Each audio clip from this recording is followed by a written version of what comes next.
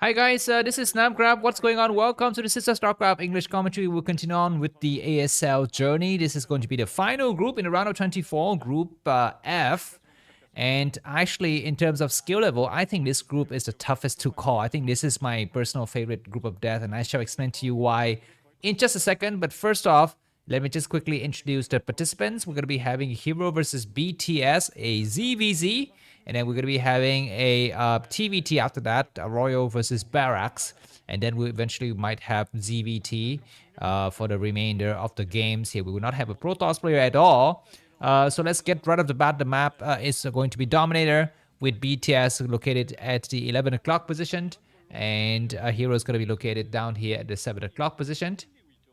Let me just quickly explain to you some relevant information. First of all, let me just pull out the player card for BTS here, so you can understand what is up with him. Excuse me, not for BTS, for Hero. His Korean name is Jo Il Jang, and he's got various nicks.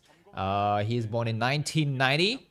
And he's 178 centimeters tall. This is quite short by Korean pro gamers. Standard, I've explained this previously. Usually they're something like 180 centimeters, 182 even. He used to play for Teammate. I think that was also where Jaedong played, right? But Hoshing Oz was a different team before that. Now he belongs to University Monstar. He's got a decent number of followers on Africa TV, not so much on YouTube. And his ELO scores last year and this year were around the high 1280s, 1290-ish. So basically that is what we have. And BTS is a relatively unknown player to some of you, but I know him very, very well. Because he appears quite frequently in the major pro leagues. I don't think he appears in KCM that much, but he appears a lot in the Korean Pro League. His name is Bang Tae-so. This is why BTS, right?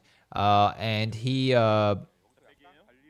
born in 1992. He used to play for Team A2, and he's got a very, very modest presence on the social media platforms. But his ELO scores last year were a little bit lower, but this year is a little bit better. He's only been in one round of 24. That was last year.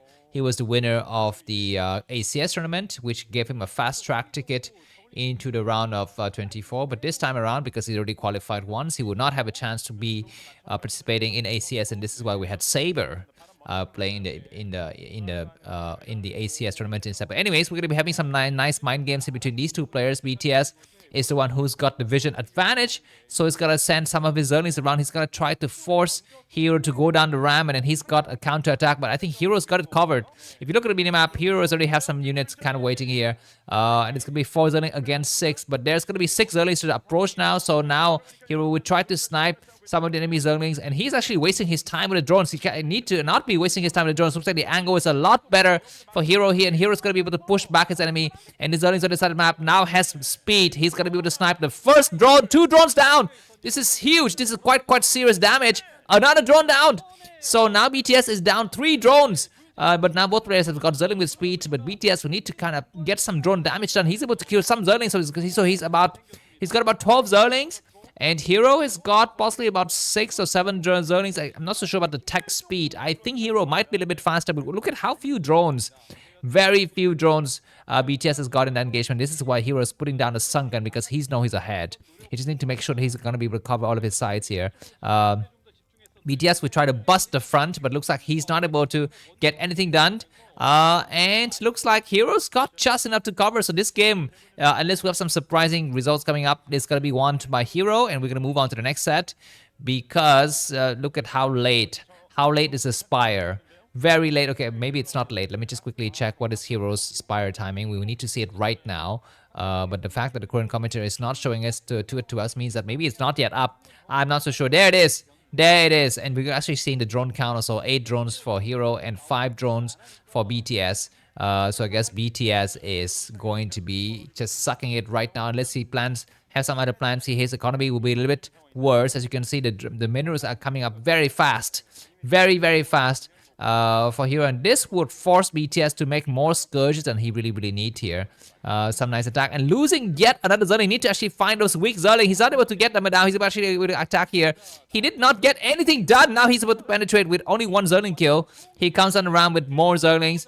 But okay, now it's gonna be able to get right to the areas. It looks like Hero might get surrounded at the last minute. Who's able to triumph? I guess BTS will win, but there is, okay, I thought there was a sunken there, but there isn't any sunken. It was just a spire. Losing one drone. He might lose another drone for the time being. Looks like BTS is trying to do some damage. It's not bad. He gets about another drone. Possibly he's trying very hard. He gets 2 drones. He might get a third one very, very soon. He get another one. What is going to be the plan here for Hero? Because he's lost 3 drones already. He might lose yet another one. A mutual spot, but 4 drones down, 5 drones down, 6 drone down. Oh my god, only 1 drone remains. That was so insane. Clutch work and come back now. And now more Zerglings are coming across the line. And look at this hilarious situation that Hero has put himself in. And this is going to put the game in a very, very different light here.